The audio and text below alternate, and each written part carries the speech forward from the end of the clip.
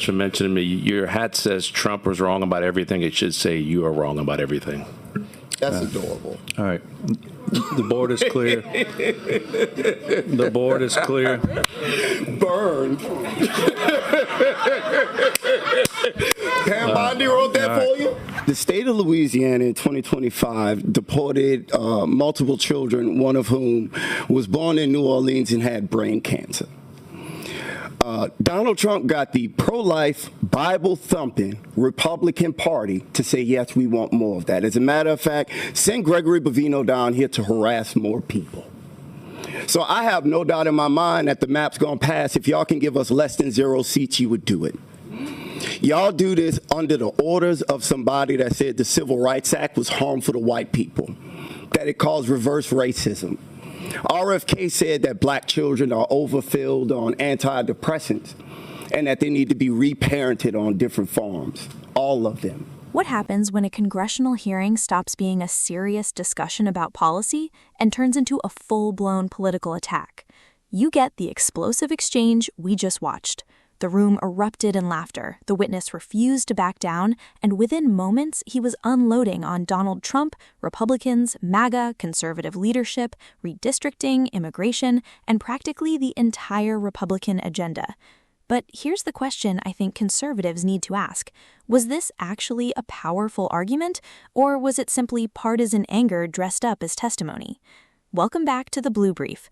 Before we break this down, make sure you hit that like button, subscribe to the channel, and turn on notifications, because we are going through exactly what happened, what the witness claimed, and why conservatives should be paying very close attention. Now, let's get into it. All of them. Pete Hegseth constantly brings Doug Wilson to the Pentagon to give a prayer service. Doug Wilson is the same pastor that said that slave owners were on strong spiritual ground. I don't have no belief in no morality on anybody that followed Donald Trump. If you wasn't with this map, you wouldn't be underneath this president. You wouldn't be in your party. You would stand up, you would stand against it, you would speak out about it. So as far as I'm concerned, if you here as one of these Trump Republicans, you already showed us who you are. You showed us what you want to do. And I believe the country as a whole is rebuking your party. Y'all are in a death spiral. That's why y'all have to redistrict. That's why y'all have to cheat. That's why Trump got to go to Texas and say he entitled to 5 more seats. It's because y'all know what y'all doing is abhorrent. We letting our people die in Iran based on false pretense that Tulsi Gabbard and Joe Kent say it ain't real. Y'all okay with all that. So I'm positive y'all gonna be okay with the maps. But the beautiful thing is, the children that y'all have made and the people that's younger than y'all don't support none of this racism that y'all want. The MAGA party is the last breath of the Confederacy, and I'll be happy to see millennials and Gen Z bury y'all. There will be no more of your party. The midterms gonna come, y'all gonna get wiped out. Trump gonna get dragged out of the White House, and I'm gonna love every second of it. Because y'all loved every second of the suffering that he caused to everybody in this country. And worldwide, we starve in Cuba. We bomb Nigeria. We hold in Zimbabwe and Zambia hostage for their minerals. We don't want to give them aid support. The exchange began with a sarcastic jab that immediately changed the atmosphere in the room. The witness mocked a Trump-related message on a lawmaker's hat, and the response triggered laughter from people in the hearing. And from there was no turning back. The witness launched into a blistering criticism of Trump Republicans, accusing them of supporting policies that he believes have damaged vulnerable Americans. Now, let's be clear about something. There is a major difference between political criticism and established fact.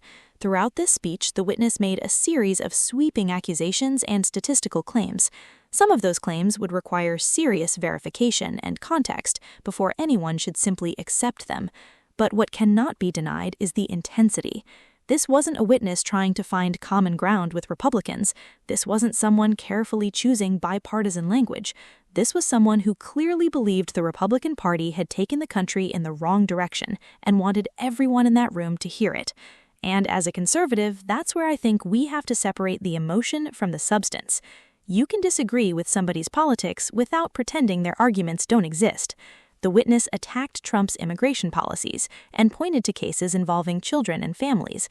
That's an emotional argument, and immigration is absolutely an issue where Americans have legitimate concerns on both sides. But conservatives have a response that needs to be stronger than simply shouting back. A country has a right to control its borders. A government has a responsibility to enforce immigration laws. At the same time, enforcement should be carried out with fairness, due process, and basic human dignity. That's a serious debate.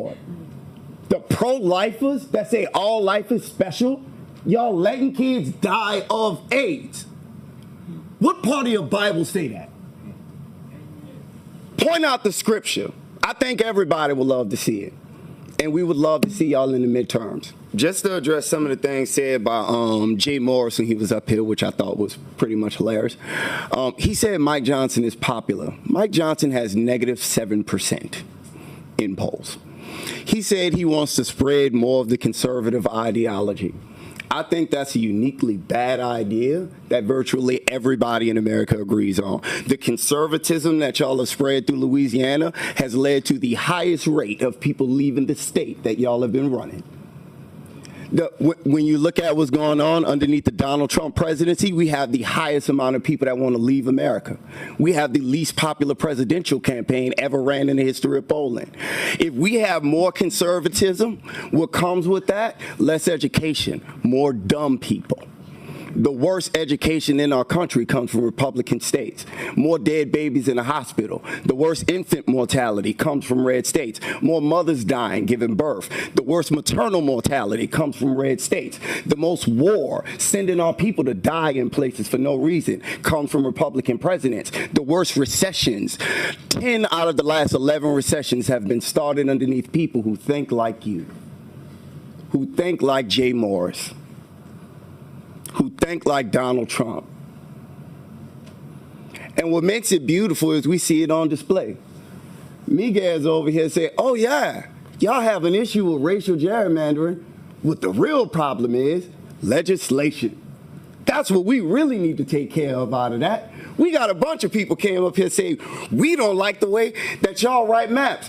Miguel saying, no. All we get out of that is, don't solve the problem. Let's just do whatever we have to do to save ourselves from going back to court. This is pitiful. It's a reason why y'all movement is this unpopular, and it's a reason why y'all have to cheat to have any chance of winning. And what's beautiful is the midterms gonna come around, and you still gonna get wiped out. The better response is, what exactly is the data? What is the methodology? What states are being compared? What policies are responsible? And what solution actually works? That's how you win an argument. Not with screaming, not with insults, and certainly not with political tribalism. Another moment that deserves attention was the witness's claim that Republicans are essentially a dying political movement. We've heard that prediction before. Political parties have been declared finished countless times in American history, only to come roaring back. The Republican Party has survived defeats, scandals, political realignments, and enormous internal battles. The Democratic Party has survived the same kind of challenges. America's political landscape is constantly changing, so when someone tells you that one party is guaranteed to disappear, be skeptical. The most important part of this hearing, in my opinion, wasn't actually the insults. It was what the exchange revealed about the state of American politics. The two sides increasingly don't just disagree about tax policy or government spending. They increasingly believe the other side represents an existential threat to the country. That's dangerous, because once politics becomes a battle between good Americans and evil Americans, compromise becomes almost impossible. And that's exactly why moments like this go viral. People aren't sharing congressional testimony because they suddenly became fascinated with legislative procedure. They're sharing it because somebody said something explosive, somebody got angry, somebody attacked the other side, somebody refused to back down. That's entertainment. But governing a country is something else entirely, and this is where I think conservatives should take a lesson from the hearing. Don't be intimidated by aggressive rhetoric. Don't assume that somebody is correct simply because they sound passionate, and don't respond to political attacks with nothing but anger. Answer the argument. Bring the numbers, bring the evidence. Explain the policy. Show voters what conservative leadership actually intends to accomplish. because if Republicans believe their policies work, then they should be able to defend those policies without hiding behind slogans. At the same time, Democrats and progressives should face the same standard. If you're going to accuse Republicans of destroying the country, then explain your alternative. If you're going to criticize immigration enforcement, explain how you would secure the border.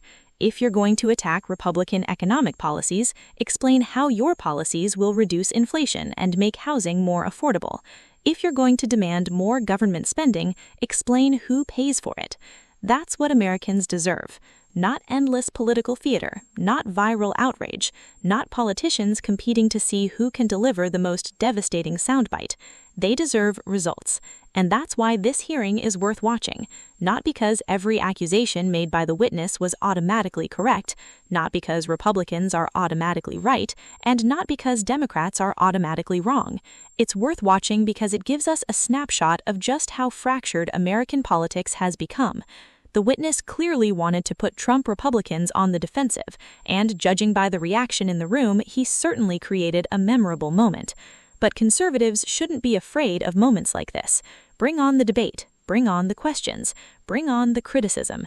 If conservative ideas are worth defending, then defend them. And if Republican politicians are wrong, hold them accountable too. Being conservative doesn't mean blindly defending every politician who carries an R next to their name. It means believing in principles and demanding that politicians live up to them. That's the standard the Blue Brief should hold everyone to. So now I want to hear from you. Did this witness expose serious weaknesses in the Republican Party, or was this simply another example of partisan political theater? And more importantly, do you think Republicans should respond with an even harder counterattack, or should they ignore the rhetoric and focus on policy? Drop your opinion in the comments. If you enjoyed this breakdown, hit the like button, subscribe to the Blue Brief, and turn on notifications, because here at the Blue Brief, we're not here to clap for politicians. We're here to watch them, question them, and hold them accountable. Thanks for watching, and I'll see you in the next one.